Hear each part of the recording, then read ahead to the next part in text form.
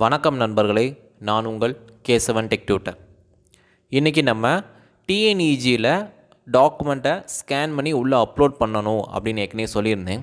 அந்த அப்லோட் பண்ணுறத நம்ம எப்படி ஸ்கேன் பண்ணுறது, மொபைல் மூலயமாவே எப்படி டாக்குமெண்ட்டை ஸ்கேன் பண்ணுறது அப்படின்ற இந்த வீடியோவில் நம்ம பார்க்கலாம்.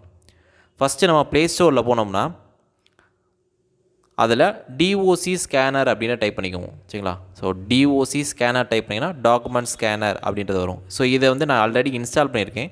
ஸோ இதை நீங்கள் ஓப்பன் பண்ணிக்கோங்க. இன்ஸ்டால் பண்ணிவிட்டு ஓப்பன் பண்ணிக்கோங்க. இதில் ஓப்பன் பண்ணிங்கன்னா இந்த மாதிரி பேஜ் ஓப்பன் ஆகும். ஸோ இதில் கேமரா பட்டன் அப்படின்றது இருக்கும். ஸோ அதை கிளிக் பண்ணிங்கன்னா உங்களோட டாக்குமெண்ட் கேட்கும். சரிங்களா? இப்போ ஃபார் எக்ஸாம்பிள் நான் இந்த டாக்குமெண்ட்டை நான் ஸ்கேன் பண்ணுறேன்னு வச்சுக்கோங்களேன். ஸோ இந்த மாதிரி நான் ஸ்கேன் பண்ணுறேன். ஸோ அதுவாகவே ஆட்டோமேட்டிக்காக என்ன ஆகுதுன்னா அந்த லெவலுக்கு க்ராப் பண்ணி கொடுக்குது. எனக்கு இன்னும் கொஞ்சம் வேணும் அப்படின்னா நான் என்னோடய க்ராப்பை இன்னும் இன்க்ரீஸ் பண்ணிக்கலாம். எனக்கு இவ்வளோ தான் வேணும் அப்படின்னா நான் இந்த மாதிரி நான் க்ராப் பண்ணிக்கலாம். ஸோ க்ராப் பண்ணிவிட்டு ஃபார் எக்ஸாம்பிள் இதில் ஏதாச்சும் எனக்கு டல்லாக இருந்துச்சுன்னா ரீடேக் கொடுத்துக்கலாம். ஸோ ரீடேக் கொடுத்துட்டிங்கன்னா நீங்கள் ஆட்டோமேட்டிக்காக உங்கள் ஃபோனை ஷேக் பண்ணாமே இருந்தாலே போதுமானது. என்னாகும், அது ஆட்டோமேட்டிக்காக என்னாகும், அதுவாகவே நீட்டாக க்ராப் பண்ணி வச்சுக்கிறோம். க்ராப் பண்ணி வச்சுட்டு நீங்கள் கண்டினியூ கொடுத்தீங்கன்னா ஸோ இதுக்கப்புறம் வேறு எதுவும் பேஜ் இருக்கான்னு சொல்லி கேட்கும். எனக்கு ஒரு பேஜ் தான் இருக்குது அப்படின்னா ஓகே. ஸோ அதை டிக் மார்க் கொடுத்துக்கோங்க. சரிங்களா? ஸோ டிக் மார்க் கொடுத்துட்டாலே போதுமானது. ஸோ டிக் மார்க் கொடுத்துட்டிங்கன்னா என்னோடய ஒரு பேஜ் மட்டும் தான் இருக்கும். ஏன்னா இன்னொரு அதாவது தேவையில்லாமல் நான் வேறு ஏதாவது எடுத்துருந்தேன். ஃபார் எக்ஸாம்பிள் இது என்னோடய ஃபஸ்ட் பேஜ், இது என்னோடய செகண்ட் பேஜ்.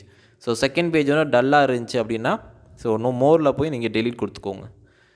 எனக்கு அந்த பேஜ் தேவையில்லை, எனக்கு அந்த ஃபஸ்ட் பேஜ் மட்டும் தான் வேணும் அப்படின்னா இந்த ஃபஸ்ட் பேஜ் மட்டும் வச்சுக்கோங்க. ஸோ இதில் மெயினாக நம்ம என்ன பார்க்க போகிறோம் அப்படின்னு பார்த்தீங்கன்னா எப்படி ஃபைலை கம்ப்ரஸ் பண்ணுறது அப்படின்றத பார்க்க போகிறேன். ஸோ இது என்னோடய ஃபைலு. சரிங்களா? ஸோ இப்போ நான் ஷேர் அப்படின்றத நான் ப்ரெஸ் பண்ணேன்னா என்ன ஆகும்னா இங்கே பார்த்தீங்கன்னா வரும் ஷேரஸ் பிடிஎஃபாக ஷேர் பண்ண போகிறீங்களா இல்லை ஜேபக்காக ஷேர் பண்ண போகிறீங்களா, அதாவது இமேஜாக ஷேர் பண்ண போகிறீங்களா இல்லை பிடிஎஃபாக ஷேர் பண்ண போகிறீங்களா அப்படின்றது இருக்கும். சரிங்களா? ஸோ இதில் மேலே டாப்பில் பார்த்தீங்கன்னா ஒரு எடிட் பட்டன் இருக்கும். இதை கிளிக் பண்ணி நேமை நம்ம சேஞ்ச் பண்ணிக்கலாம். ஃபார் எக்ஸாம்பிள் இப்போ இதுக்கு டாக்குமெண்ட் 1 அப்படின்றத நம்ம சேஞ்ச் பண்ணிக்கலாம். சரிங்களா? சேஞ்ச் பண்ணிக்கிட்டு நம்மளுக்கு என்ன நேமோ அந்த மாதிரி நம்ம நேம் வச்சுக்கலாம். இப்போ பார்த்தீங்கன்னா கீழே பார்த்தீங்கன்னா இருக்கும் கம்ப்ரஸ் நவ் அப்படின்றது இருக்கும். இப்போ ஆல்ரெடி சொல்லியிருந்தேன், பிடிஎஃபாக இருந்துச்சுன்னா 200 கேபிக்குள்ளே இருக்கணும், இமேஜாக இருந்துச்சுன்னா 50 கேபிக்குள்ளே இருக்கணும். ஃபார் எக்ஸாம்பிள் இப்போ நான் என்னோடய டாக்குமெண்ட் நான் இமேஜை சேவ் பண்ண போகிறேன். ஸோ இது 50 கேபிக்குள்ளே நான் கொண்டு வரணும். ஸோ அப்போ கம்ப்ரஸ் நவ் அப்படின்ற நம்ம கொடுத்தோம்னா ஸோ இங்கேயே வரும் ஹையா குட்டா லோவா அப்படின்றது இருக்கும். ஜஸ்ட்டு நீங்கள் மூவ் பண்ணாலே அது கீழே பார்த்தீங்கன்னா சைஸ் வேரியபிள் ஆகும். ஸோ சைஸ் பார்த்தீங்கனாலே இருக்கும் 67.39 கேபி. இன்னி கொஞ்சம் குறைச்சிக்கோங்க. ஸோ 55. ஸோ இன்னி கொஞ்சம் 51. ஸோ இன்னி கொஞ்சம் நல்லா குறைச்சிங்கன்னா 44 அப்படின்றத கேபிக்கு வந்துடும். ஸோ போதுமானது. நம்மளுக்கு 50 கேபிக்கு கீழே தான் வேணும். இப்போது சேவ் அப்படின்ற பட்டனை கொடுத்துக்கோங்க. சேவ் கொடுத்துட்டிங்கன்னா இப்போ நம்மளோட சைஸ் 44.24 கேபி அப்படின்றது சேவ் ஆகிடுச்சு. ஓகேங்களா?